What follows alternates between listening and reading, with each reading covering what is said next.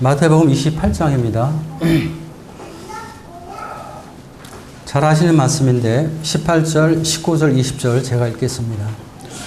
예수께서 나와 말씀하여 이르시되 하늘과 땅의 모든 권세를 내게 주셨으니 그러므로 너희는 가서 모든 민족을 제자로 삼아 아버지와 아들과 성령의 이름으로 침례를 베풀고 내가 너희에게 분부한 모든 것을 가르쳐 지키게 하라.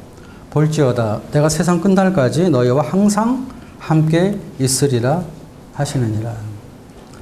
먼저 우리가 왜 침례를 받아야 되는가, 이 침례의 중요성에 대해서 먼저 말씀을 좀 생각해 보도록 하겠습니다.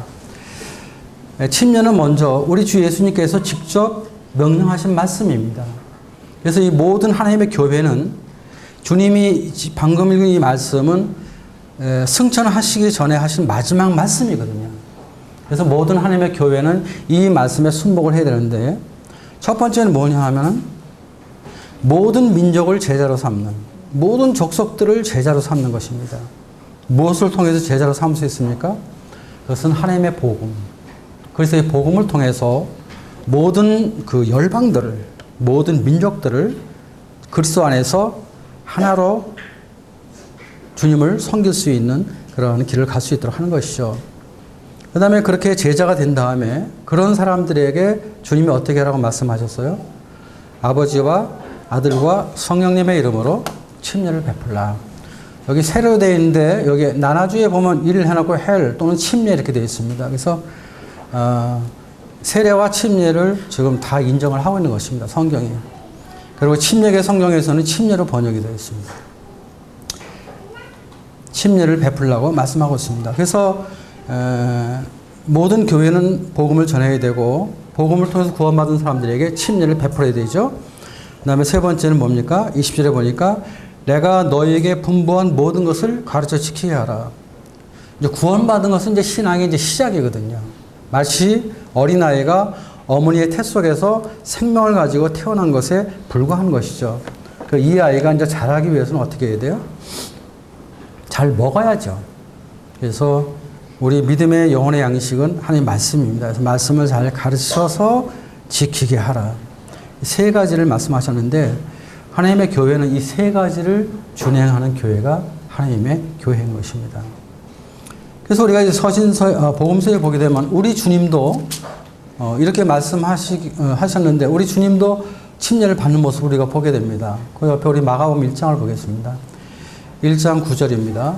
그때 예수께서 갈릴리 나사렛에서부터 와서 요단강에서 요한에게 침례를 받으시고, 예수님도 나사렛에 계셨는데 침례를 받기 위해서 요단강까지 오신 것을 우리가 보게 됩니다. 그래서 우리 주님께서 이 나사렛에서 요단강 상당한 거리거든요. 그런데 주님께서 침례를 받음으로 인해서 순종하시고 또 본을 보이시는 모습을 우리가 보게 되고요. 그 다음에 10절, 11절 보겠습니다. 곧 물에서 올라오실새 하늘이 갈라짐과 성령의 비둘기 같이 자기에게 내려오심을 보시더니 하늘로부터 소리가 나기를 너는 내 사랑하는 아들이라 내가 너를 기뻐하노라 하시니라. 우리 주님께서 침례를 받고 물에서 올라오셨을 때 성령님이 함께 하셨고 또 하늘로부터 소리가 나는데 하나님께서 뭐라고 말씀하십니까? 너는 내 사랑하는 아들이라 내가 너를 기뻐하노라. 이렇게 아버지께서 말씀하는 음성을 듣게 됩니다. 오늘 우리 두 자매가 침례를 받게 되는데 아마 동일하게 하나님께서는 그렇게 말씀하실 것입니다. 너는 사랑하는 내 자녀라 내가 너를 기뻐하노라. 이렇게 말씀하실 것입니다. 우리 주님께서 기뻐하시기 때문에 그래서 이 복음 안에서 진정 성령으로 거듭난 성도라면 누구나 침례 받는 것은 주님 앞에 합당한 것이죠. 그 다음에 두 번째 우리가 왜 침례를 받아야 되냐 하면 이제 주님께서 이렇게 명령하신 이 말씀을 사도행전에 보면 제자들이 순종하고 실천했다는 것입니다. 그래서 우리가 사도행전을 보게 되면 사도행전 2장에 이제 사도 베드로가 복음을 증거하게 되죠. 3,000명이 되는 많은 사람이 구원을 받게 됩니다. 그들이 구원받고 어떻게 했어요? 구원받았으니까 됐다 하고 다 뿔뿔이 흩어진 것이 아니죠. 그들이 모여서 이제 주님을 섬기게 되는데 사도행 2장 41절 보겠습니다. 그 말을 받은 사람들은 침례를 받음에 어느 날에 신도의 수가 3천에 더하더라. 3천에 더하는데 이 사람들이 침례를 받는 모습을 우리가 이 말씀 가운데서 이렇게 보게 됩니다. 우리가 사도행의 8장에 보게 되면 빌립이 이제 사마리아에서 복음을 전해서 구원받게 되었을 때 사마리아인들이 침례받는 모습을 볼 수 있고, 또 에디오피아 내시가 이제 그 예루살렘에 예배드리러 왔다가 돌아갈 때 이사야 말씀을 읽는데 무슨 뜻인지 모르겠는 거예요. 근데 성령님께서 빌립을 광야로 보내서 빌립과 이제 개인 상담을 하게 되죠. 그러고 나서 구원을 받게 되죠. 그러면서 침례를 받는 이런 모습을 보게 되고, 또 10장에 보게 되면 이제 백부장 고넬료가 이제 그 베드로를 통해서 구원을 받게 되죠. 그러고 나서 침례를 받는 이런 모습이 나오게 되고, 또 16장에는 마케도니아의 그 첫 관문인 빌립보에서 이제 그 옷감 장사인 루디아가 복음을 듣고 구원받는, 또 침례받는 이런 모습을 우리가 보게 됩니다. 성경에 보게 되면 제자들에 의해서 이렇게 실행되고 순종하는, 그래서 첫 번째 교회는 예루살렘 교회가 이 말씀에 순종하는 이런 모습을 보게 될 때 우리가 침례를 받는 것은 합당하다 이렇게 생각이 드는 것입니다. 여기서 우리가 생각해 보는 것은, 그럼 이 공통점을 우리가 볼 수 있는데, 그럼 어떤 사람이 침례를 받느냐? 그것은 구원받은 그리스도인들이 침례를 받는다는 것이죠. 구원받은 사람들이.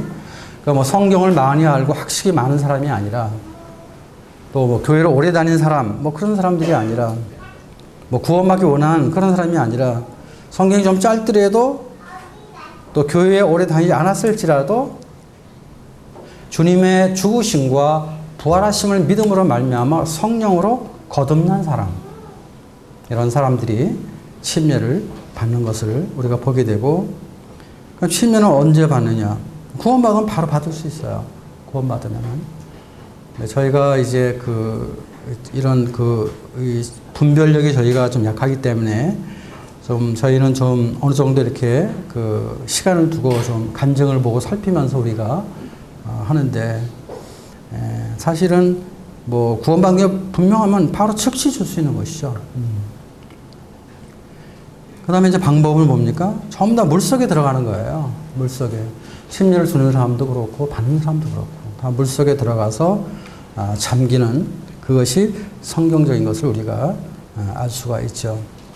그래서 우리가 이 영어로 바프티즘이라고 그러는데요. 침례라는 말을 바프티즘이라는 말은 헬라의 바프티스마에서 나온 말입니다. 바프티스마. 바프티스마는 바프티즈라는 동사형에서 파생된 말인데, 바프티즈라는 것은 완전히 적시다라는 뜻입니다. 그래서 침례 받는 사람은 완전히 적셔지는 거예요. 그러니까 이렇게 요즘처럼 물에 뿌리는 세례는 사실은 성경에서 말하고 있는 그런 방법은 아닌 것입니다. 그래서 물에 완전히 적시는 것. 그리고 왜 적시게 되느냐? 그 의미가 있기 때문에 그래요. 의미가 있기 때문에. 그 다음에 우리가 이 뒤에 신약성경 뒷부분에는 여러 서신서를 보게 될 때, 이 서신서에서 침례에 대한 가르침을 각 지역교회에 가르치는 것을 보게 됩니다. 그래서 갈라디아 교회라든지 한번 찾아보겠습니다. 갈라디아 3장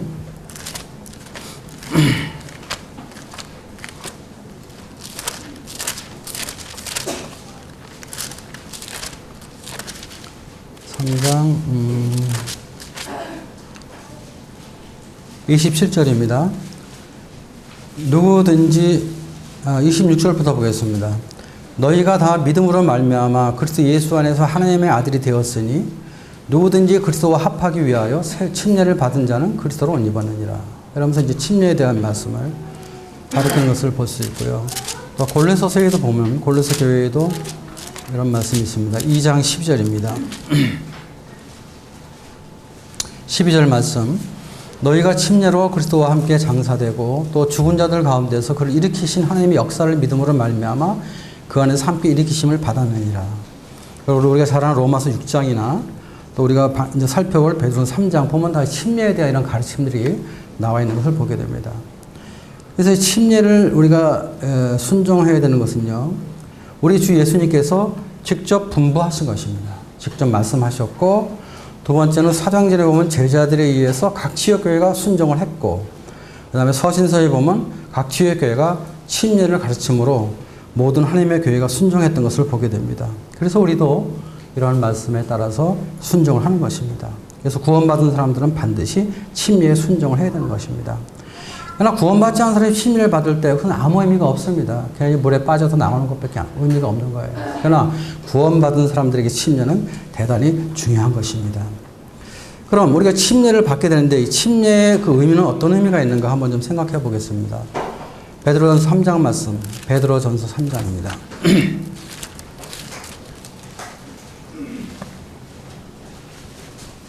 21절 말씀과 22절입니다.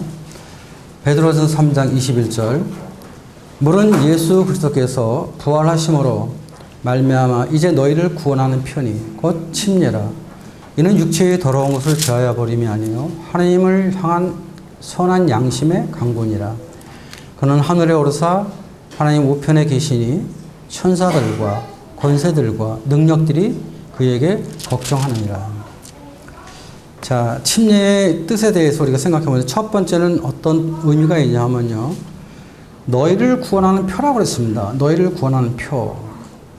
그래서 우리가 이 침례를 주는 것은요.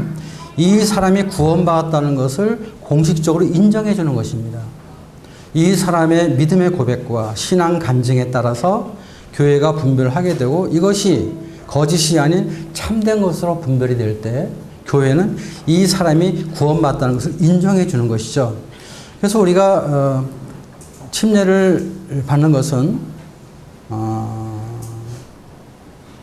원당교회가 이 사람은 구원받은 사람이다 하면서 인정해 주면서 여러 성도들에게 알려주는 것입니다. 두 가지 의미가 있는데 첫 번째는 우리가 이제 침례를 행하는 것은 이 세상 주관자인 사탄에게 과거엔 다 이 구원받기 전에 모든 사람은 다 사탄의 자녀거든요. 사탄의 자녀였는데 이제는 사탄의 자녀에게 해방되어서 하나님의 자녀가 되었다는 것을 이 세상 주관자인 사탄에게 선포하는 것입니다. 우리가 침례식을 행함으로 인해서. 그래서 이제 이 사람은 과거엔 죄의 종이었지만 과거에는 사탄의 종이었지만 이제는 하나님의 자녀다.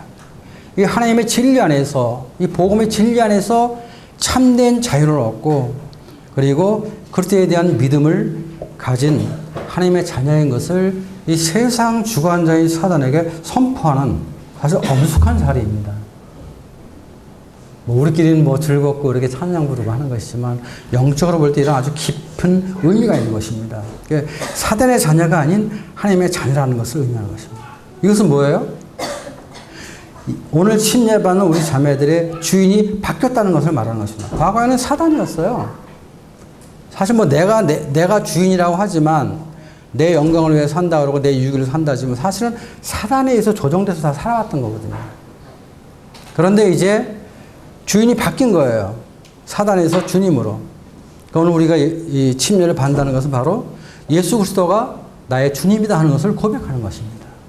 많은 성도들 앞에 또 세상의 이 주관자인 사단에게 또 나 자신에게 주인이 바뀌는 것을 사실은 의미하는 것이에요. 이 말은 뭐예요? 내가 이제 나를 구원하신 우리 주님 앞에 순종하겠다 하는 하나님과 나의 첫 약속입니다. 침례가. 이 침례는 굉장히 중요한 의미가 있는 거예요. 뭐 단순히 물에 빠졌다는 어떤 형식에 끝나는 것이 아니란 말이에요.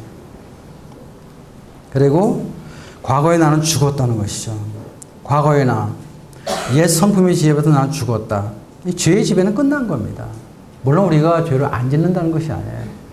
그러나 죄가 우리를 주관할 수는 없어요. 그 말은 무슨 말이냐면 우리가 성령님의 능력을 의지하고 주님을 바라볼 때 죄를 이길 수 있다는 말이에요. 과거에는 죄를 이길 수 있는 능력이 없어요. 그러니까 죄를 짓는 거예요.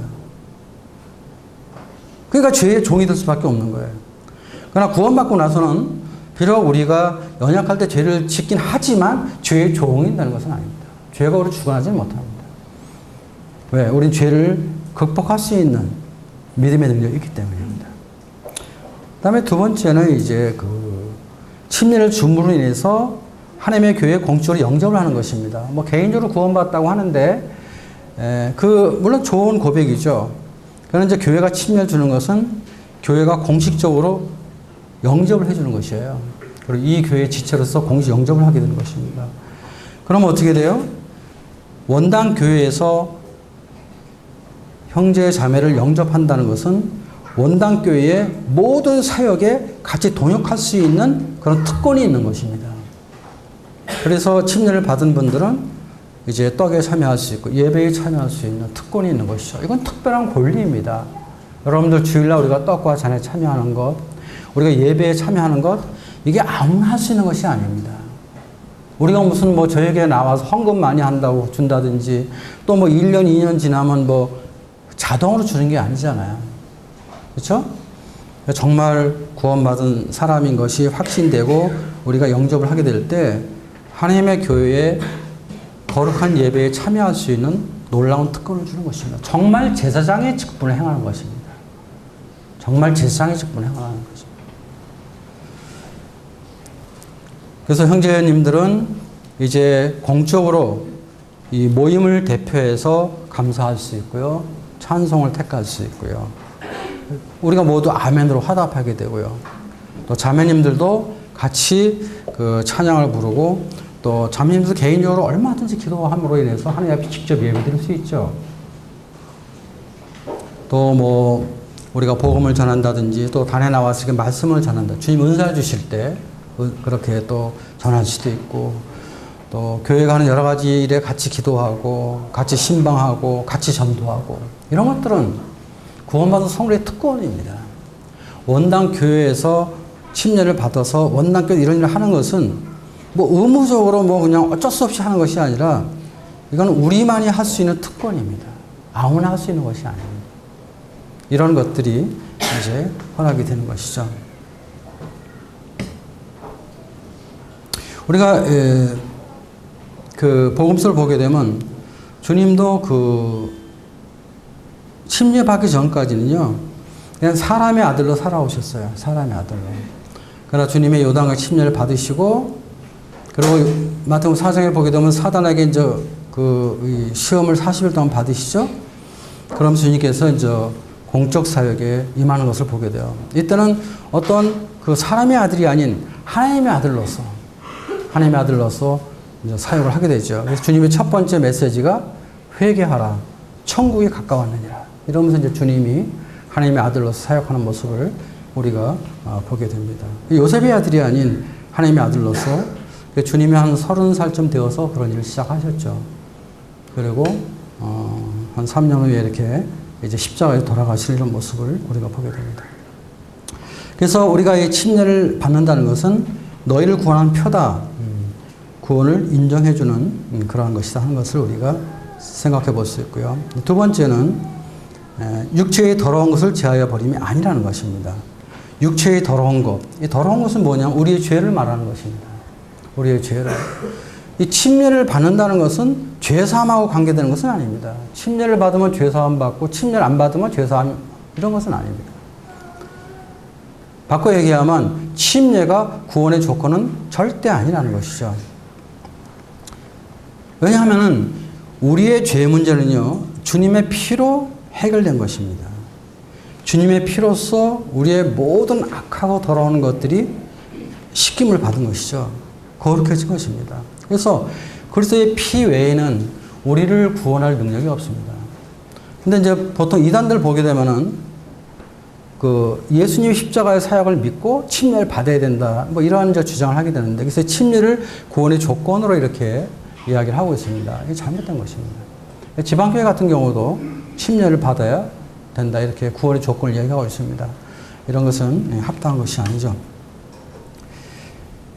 그 다음에 이제 세 번째 생각해 보는 것은요. 하나님을 향한 선한 양심의 강군이라. 개역 성경에는 이렇게 되어 있습니다. 오직 선한 양심이 하나님을 향하여 찾아가는 것이다. 이렇게 되어 있는데, 세 번째는 이제 그 선한 양심이 하나님을 향한다는 것입니다. 선한 양심이 하나님을 향한다. 이게 중요한 것이죠. 과거에 우리가 주님을 섬길 때, 우리가 이 과거에 그 세상을 살아갈 때, 우리의 양심이 어디를 향했냐면 세상을 향했거든요. 세상을 향했습니다. 뭐 구원받지 않은 사람들도 양심이 있죠. 양심이 없는 게 아닙니다. 그러나 그 양심 상당히 좀 죄성에 의한 양심이기 때문에 좀 아주 둔감한 양심이라고 볼 수 있어요. 그래서 양심의 가책이 있는 일을 많이 하게 되죠. 근데 구원받게 되면요. 구원받게 되면 우리 양심이 굉장히 예리해지는 것을 우리가 보게 됩니다. 그래서 그 선한 양심이 회복이 돼요. 그래서 이 과거에는 세상을 향해서 우리 마음이 이 세상을 향해 갔고 마음이 세상을 향해 갈 때 행동도 그렇게 따라가게 되는 거죠, 사실은. 그런데 구원받게 되면 이제 하나님을 향해서 가게 되는 것입니다. 하나님을 향하여 가는 것입니다. 그래서 우리 마음이 하나님을 향해 감으로 인해서 어떻게 돼요? 우리 삶 속에 변화된 삶을 살 수 있는 어떤 동기부여가 일어나게 되는 것이죠. 그렇죠? 그리고 하나님 앞에 우리 마음이 향해짐으로 인해서 하나님 앞에 마음을 드리게 되고 마음을 드릴 때 우리의 삶도 하나님 앞에 드려지기 원하는 것이죠. 그리고 그러한 삶 속에서 계속해서 말씀이 우리에게 믿음을 주고 순종할 수 있는 그런 힘을 주는 것이죠. 이것은 이제 구원받고 나서 우리가 경험하는 것들이에요. 이런 것들은. 이 깨끗한 믿음은 선한 양심과 아주 밀접한 것입니다. 우리 양심이 선하지 않으면 깨끗한 믿음을 가질 수가 없습니다. 사실은. 깨끗한 믿음과 선한 양심은 동전의 앞지와 같은 거기 때문에 우리의 양심이 하나님을 향해 간다는 것은 대단히 중요한 것이죠. 그 다음에 이 양심이 찾아가는 것이다. 하나님을 향하여 찾아가는 것이다. 찾아간다는 것은 우리 삶 속에서 순종하는 그런 삶의 행동이 나타난다는 것을 의미하는 것이죠. 그래서 주님 말씀에 순종하는 이런 삶이 우리 삶 속에 드러나게 되는 것이죠. 일반적으로 우리가 침례를 받게 될 때 불순종하고 있는 이런 것들이 우리 마음에 있으면 대부분 다 그것을 해결하고 침례를 받죠. 그렇죠? 근데 남자들 같은 경우는 이제 대부분 술이나 담배들을 많이 하게 되는데 우리 형제들 과거에 침례 받는 분들 보면 적어도 술, 담배를 본인들이 스스로 끊고 나서 침례를 받죠. 담배 피우고 술 먹고 과거에는 전혀 문제가 되지 않았던 것들이죠. 근데 구원받고 나서 본인 스스로 그런 것들을 이제 끊고 침례에 순종하는 이런 것을 보게 되는데 이런 것들은 대단히 잘 하는 것이라고 생각됩니다. 왜냐하면 이 4장 3절에 보면 이런 말씀이 있습니다. 너희가 2절부터 보겠습니다. 그 후로는 다시 사람의 정욕을 따르지 않고 하나님의 뜻을 따라 육체의 남은 때를 살게 하려 함이라. 너희가 음란과 정욕과 술 취함과 방탕과 향락과 무법한 우상숭배를 하여 이방인의 뜻을 따라 행한 것은 지나간 때로 족하도다. 그렇죠? 우리 과거 다 이렇게 행했던 사람들이잖아요. 오늘 예배 시간에도 어떤 형제가 추석 때 우리는 이렇게 음식 차려놓고 이렇게 우상하게 숭배했던 자들이 있는데 우리 다 그런 사람들이었잖아요. 근데 우리가 구원받고 나서 뭐예요? 그런 것들 다 끊어버리잖아요. 왜? 이방인의 뜻을 따라 행한 것은 지나간 때가 족한 것입니다. 더 이상 우리가 그렇게 행하는 것이 아니죠. 또 우리가 이게 하나님 앞에 순종하는 삶의 길을 가야 될 수밖에 없는 것은 22절에 보면 그는 하늘에 오르사 하나님 우편에 계시니 천사들과 권세들과 능력들과 그에게 복종하느니라.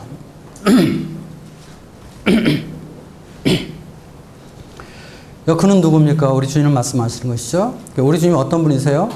하늘에 오르셔서 하나님 우편에 계신 분입니다. 하늘에 있는 천사, 하늘에 있는 모든 권세, 하늘의 모든 능력들이 누구에게 복종해요? 그에게 복종. 주님 앞에. 그럼 땅 아래에 있는 우리 사람들은 말할 것도 없죠. 하늘에 있는 천사와 권세와 능력들이 다 주님에게 복종하는데 우리 인간들이야 말할 수 없고 그대로 우리가 순종하는 것이 당연한 것이죠. 그래서 우리가 주님 앞에서 이렇게 행하는 것은 우리 주인이 바뀌었기 때문입니다. 우리가 예수를 믿었다는 것은 주인이 바뀌었다는 것을 의미하는 것이에요. 과거엔 내가 주인이었지만 이제는 예수님이 내 인생의 주인이 되는 것이죠. 과거엔 내 영광을 위해서, 내 유익을 위해서, 내 기쁨을 위해서 항상 내가 중심이에요. 내가. 거기에 이제 뭐 이상이 생기면 이제 화가 나는 거지. 혈기가 나고 이제 다투게 되고 뭐 이제 이런 것들이 벌어지게 되는 것이죠. 근데 우리가 이제 구원받고 나서 우리가 깨닫게 되는 것은 주님이 내 안에 거하신다는 것이죠. 주님. 예수 그리스도가 내 생명의 주님이시다.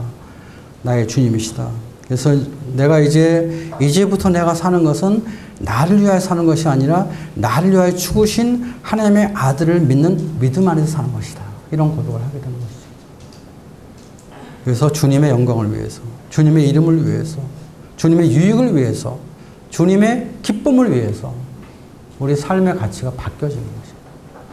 그래서 우리가 주님을 섬기는 그런 삶을 살게 되는 것이죠. 그럼 구원받은 사람들이 어떻게 살아야 될 것인가 이 생활면에 대해서 좀 생각을 해보겠습니다.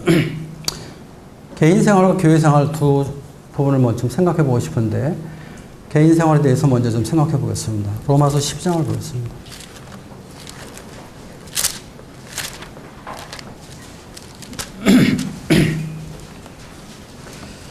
1절 2절 말씀입니다.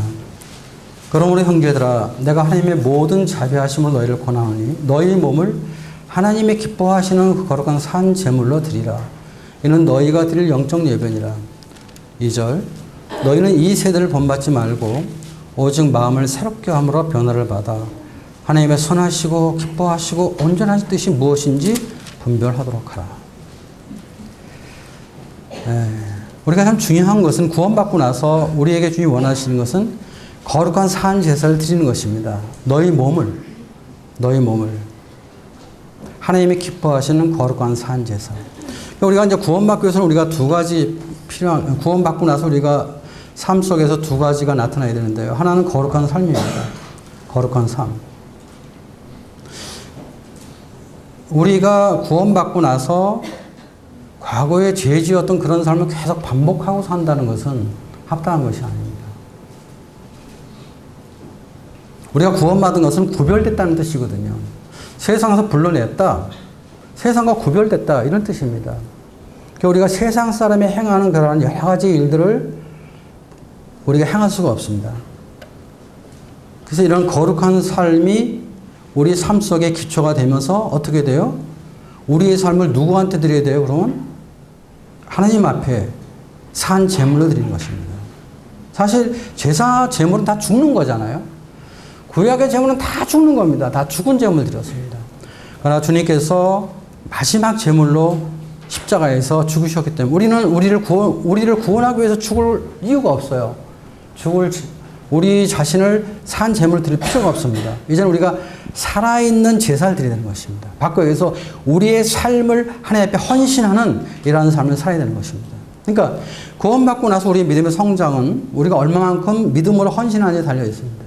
어떤 분들은 그냥 구원받고 나서 그냥 나는 뭐 이제 뭐 믿음으로 받았으니까 그 자리에 머무는 것이 있어요. 이건 합당한 것이 아니죠.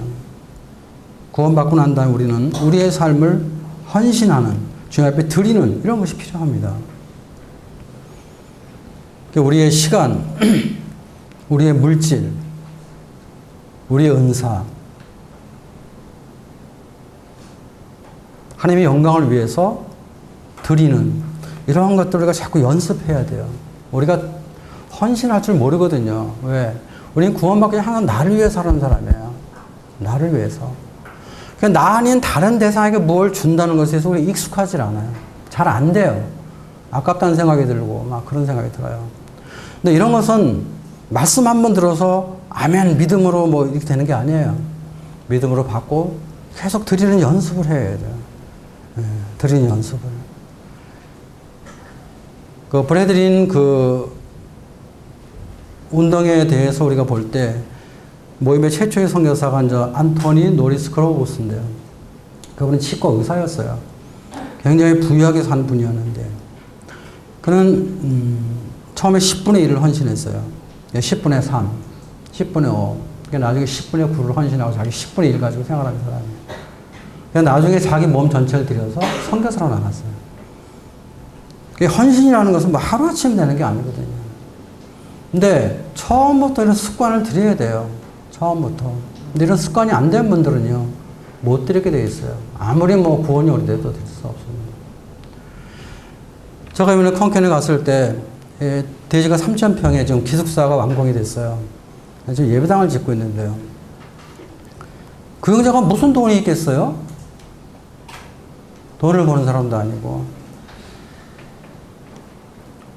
근데 이제 간증을 들어보니까 아들을 지혜로 보내기 위해서 한 1,500 정도를 자매가 모아서 아들에게 줬는데, 지혜로 가기 위해서. 근데 이 아들이 저도 이제 대학 나오고 그랬는데 자기가 보러 가겠다 그래서 그걸 거절했대요.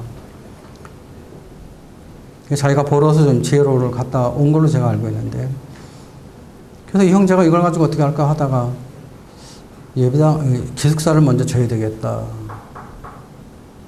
그래서 시작한 거예요. 그 1,500 가지고.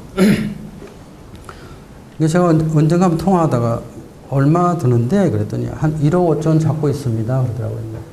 그래서 우리 형제들이 같이 지니까 이거 그 맡기면은 한 뭐 3억 든대요. 근데 1,500 가지고 어떻게 지려고 그랬더니 뭐 주님이 주신 데까지 해야죠. 주시면 하고 안 주시면 놀고 또 주시면 하고 뭐 이렇게 얘기를 하더라고요. 근데 다 졌어요, 기숙사는. 얘기 들어보니까 한 2억 정도가 들어왔대요. 그 예상보다 초과돼서 뭐 1억 한 8,500인가 이렇게 들어서 졌다고 그래요. 그래서 보니까 개인적으로 성도들 여러 지역교회들이 이렇게 헌신을 했더라고요. 한 2억 정도 했더라고요. 그 얘기 들으면서 나만 안 했구나 싶은 거예요. 우리 교회만 안 왔다 이런 생각이 들어요. 우린 뭐 관심도 없잖아요. 남의 교회니까 이런 생각도 하고. 열리면 기도 제목 쭉 나와 있는데 뭐 읽어보는 분들이 있는지 모르겠지만 어쨌든. 근데 어떤 분들은 그걸 보고 기도하고 하면서 어떤 분들은 보내는 거예요. 어쨌든 어떤 교회들은 참여하는 겁니다. 그래서 그게 지어진 거예요. 다 짓고 나니까 또 1,500이 남더래요. 그래서 예배당을 원래 내년부터 좀 질까 하다가 또 시작을 한 거예요. 그거 가지고. 지금 이제 1층 95평인데 그 예배당 평수가 굉장히 넓더라고요. 다 지면 상당히 넓을 것 같아요. 1층 지금 다 이렇게 이제 뭐라고 합니까? 콘크리라고 합니까? 뭐 이렇게 해놓고 이제 2층 지금 이렇게 뭐 올라가고 있는데, 정말 수고 많이 하더라고요. 정말 고생 많이 하더라고요, 지금. 또 한국에서 여러 형제 자매들이 또 가는 거예요. 그 일 하는 분들이. 다 자기 돈이 들여서 가야 돼요. 먹는 것도 다 가져가야 돼요.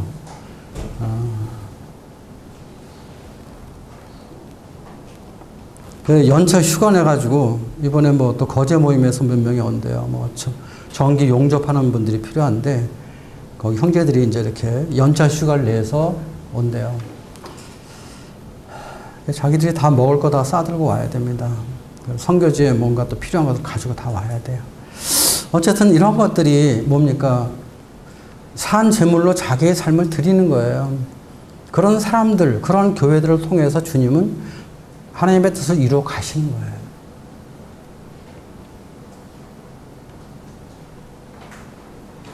이러한 그 하나님 앞에 거룩한 산 제사를 드리는, 시간을 드리고 물질을 드리고 은사를 드리는 이런 실제적인 이런 것들이 참 필요한 것이죠. 이런 것들 여러분 앞에 배워가셔야 돼요.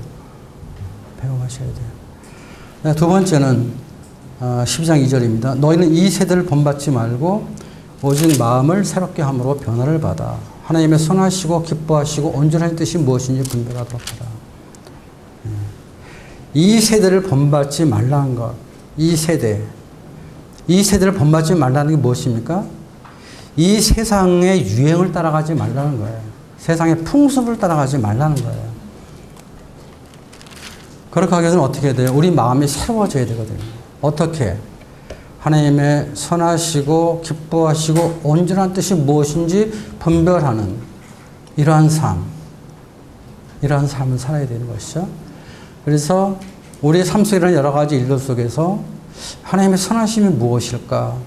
하나님의 기뻐하심이 무엇일까? 하나님의 온전한 뜻이 무엇일까를 잘 분별하고, 그래서 우리 마음이 새롭게 될 때 변화를 받게 되고, 그럴 때 우리는 이 세대를 본받지 않는 이런 능력을 가질 수가 있는 것이죠. 세상과 분리된 삶이에요. 분리된 삶. 이런 것들을 우리가 잘 할 필요가 있어요. 근데 이런 것들은 하루아침에 되는 것은 물론 아닙니다. 그래서 연습해야 돼요.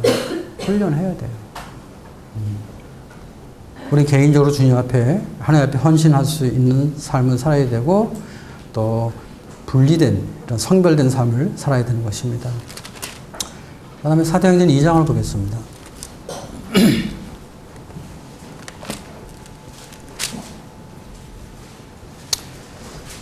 2장 42절입니다.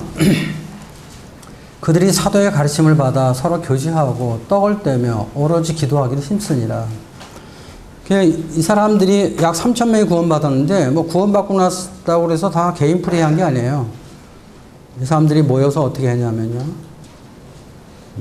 사도의 가르침을 받았다는 거예요. 가르침을 받는 거. 구원받은 것이 이제 믿음이 막 시작한 것입니다. 어떤 분들은 구원받으면 뭐 믿음이 이게 끝인 줄 알아요. 이제 막 시작하는 거예요. 많은 것들을 배워야 되죠. 양육을 받아야 됩니다. 그래서 하나님의 교회에 은사 있는 이런 일꾼들을 통해서 말씀을 많이 배우고 또 순종하고 훈련받는 이런 시간을 많이 가져야 됩니다. 그 다음에 서로 교제하는 시간, 서로 사귀는 시간. 그래서 이 하나님의 백성들이 서로 어울리고 같이 교제하고 또 같이 먹고 또 같이 또 소유를 나누기도 하고 어려운 분들이 있으면 좀 도와주기도 하고 또 하나님의 교회에 어떠한 특별한 일이 있으면 우리 모두가 다 힘을 합쳐서 헌신하기도 하고 또 주님의 일꾼들을 돌보기도 하고 이게 다 교제예요. 교제라는 게 단순히 뭐 저 탁자에 앉아서 말씀만 배우는 게 교제가 아니란 말이에요. 여기 보게 되면은 그 44절에 보면 믿는 사람이 다 함께 있어 모든 물건을 서로 통용하고 또 재산과 소유를 팔아 각 사람의 필요에 따라 나눠주며 참 놀라운 것이잖아요. 모든 물건을 서로 통용했다는 거예요. 또 어떤 사람들은 재산과 소유를 팔아서 각 사람의 필요를 따라 나눠줬다는 거예요. 이런 것이 이제 뒤에 4장이나 5장 이렇게 나오게 되잖아요. 이건 강제로 교회에서 강요한 게 아니에요. 그냥 구원만을 스스로 자원해서 한 거예요, 이것은요. 자원해서 한 것이에요. 그래서 사실상 이 초대교회 때는 거의 가난한 사람들이 많이 구원받았거든요. 왜냐하면 대부분 이 노예들이 많이 구원받았어요. 종들이 많이 구원받았어요, 사실은.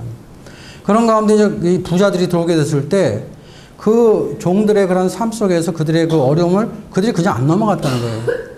자기 집도 팔고 뭐 이렇게 재산도 팔아서 내놓잖아요. 그래서 4장에 보게 되면은 여기 바나바가 이제 이렇게 내놓는 것을 보게 되고 5장에는 또 이 아나니아와 삽비라가 뭐 또 다 팔고 나서 반만 내놓고 나서도 반 다 내놨다 이렇게 또 거짓말함으로 또 문제가 발생되지만 어쨌든 이런 일들이 벌어졌는데 이것은 강요해서 그러는 게 아니에요. 원래 이단들은 뭐 이 말씀 인용해서 뭐 전부 다 뭐 우리 통용하자 하면서 자기가 다 갖지 않아요? 이건 그냥 그 자원해서 한 거란 말이에요. 자원해서. 왜냐면 이제 교제하는 것들이죠. 떡을 떼며 잘 아는 것이죠. 예배 드리는 것이죠. 하나님 앞에 예배 드리는 거. 그래서 여기 46절에 보면 날마다 마음을 같이하여 성전에 모이려 힘쓰고 집에서 떡을 떼며 기쁨과 순전한 마음으로 음식을 먹고 처음에는 이 집에서도 떡을 뗐어요. 보면은. 근데 이런 과도기가 지나고 나서 사도행전 20장 보면은 이제 매주 모여서 안식 후 첫날 떡을 떼는 이런 모습을 우리가 보게 되죠. 날마다 마음을 같이 해서 성전에 모이기를 힘썼다. 이 모이기를 힘쓰는 거 참 중요해요. 가장 기본적인 거예요. 모이기를 힘쓰는 거. 구원받으면 이 하나님의 교회에 모이기를 힘쓰는 것은 가장 기본적인 것입니다.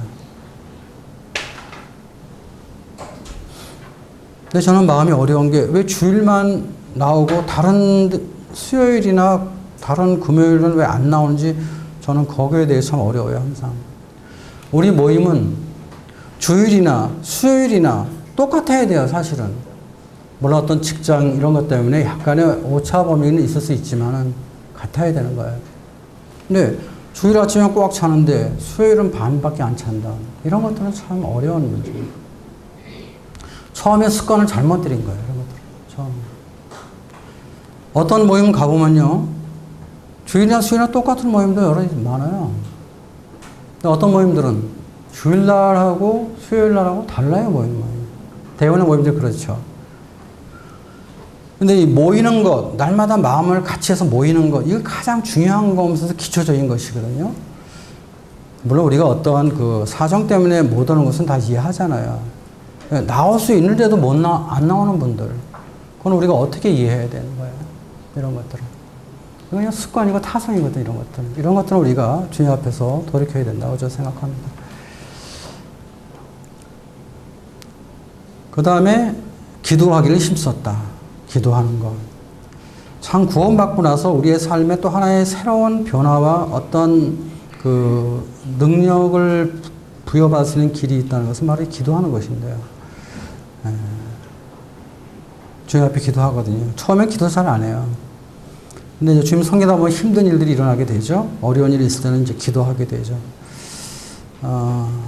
저도 이번에 많이 기도했던 것 같아요. 일단 제가 몸이 아프니까. 또 한국에 왔는데 그 선교사 부부가 또 병원에 입원했다니까 제 마음이 얼마나 아프겠어요.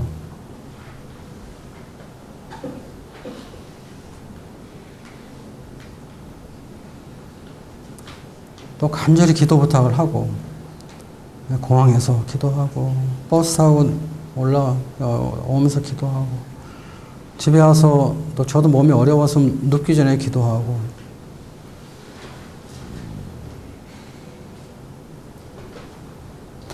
주님 앞에 이렇게 기도할 수 있는 것이 얼마나 감사하냐. 뭐 태국에 있는 사람 제가 어떻게 돕겠어요. 기도하는 것으로 이렇게 도울 수 있는 이런 일들을 우리가 하게 되는 것이죠. 그래서 여러분들이 이제 그 주님 앞에서 침례받고 이러한 삶을 사시고 또 이미 침례받은 우리 성도님들도 이러한 부분들에 대한 말씀을 좀 참고해 보시면서 자신을 좀 돌아보시고 내가 주님 앞에서 또 돌이켜야 될 분이 무엇인가 이런 것들을 여러분들이 좀 생각해 보시면 좋을 것 같습니다. 우리 사무엘상에는 말씀 한 구절 보겠습니다. 사무엘상 15장입니다.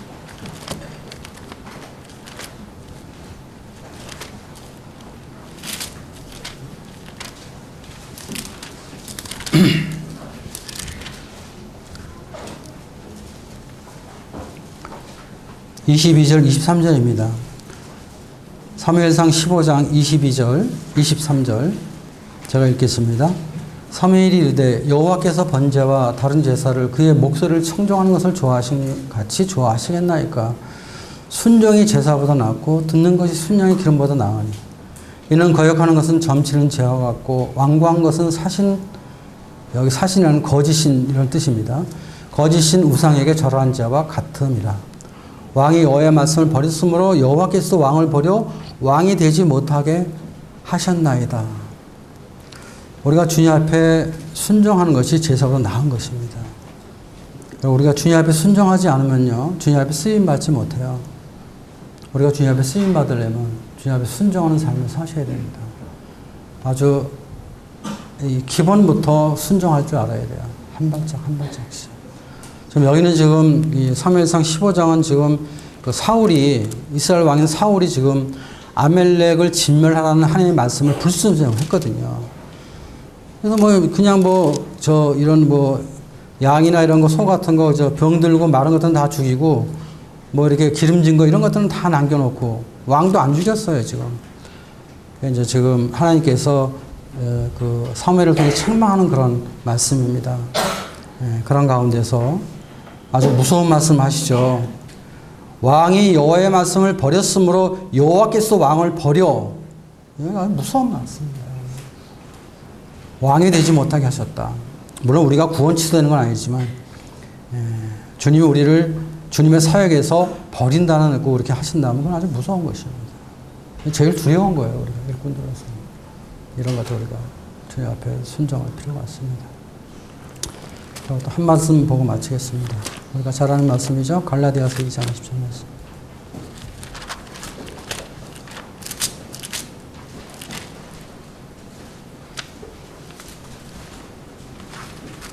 갈라디아서 2장 20절 말씀. 내가 그리스도와 함께 십자가에 못 박혔나니 그런 적 이전에 내가 사는 것이 아니라 오직 내 안에 그리스도께서 사시는 것이라. 이제 내가 육체 가운데 사는 것은 나를 사랑하사 나를 위하여 자기 자신을 버리신 하나님의 아들을 믿는 믿음 안에서 사는 것이라. 우리가 이제 오늘 침례를 받으면서 우리가 그 물속에 들어가는데 내가 그리스도와 함께 죽는 것이죠. 내 옛사람이 죽는 것이죠. 그리고 이제 우리가 이제 일어나게 되잖아요. 내가 사는 것이 아니라 내 안에 그렇게 사시는 주님의 생명으로 살아가야 되는 그런 삶을 우리에게 보여주는 것입니다. 그래서 과거에는 우리가 내가 살아서 내 영광을 취하고 내 유익을 취하고 그런 삶을 살았지만 우리가 구원받고 침례받은 이후부터는 내가 그리스도와 함께 십자가에 죽었다는 것을 항상 인식하셔야 됩니다. 내가 살아있으면 아무것도 할 수가 없어요. 주님이 안 나타나거든요. 내가 죽어야만이 내 안에 계신 그리스도가 나타나는 것입니다. 그분을 믿는 믿음 안에서 주님을 섬기는, 그래서 주님 안에서 귀하게 쓰임을 받고 또 주님의 나라와 주님의 의를 구하는 삶을 사는 우리 성도님 되시기를 바랍니다. 감사합니다.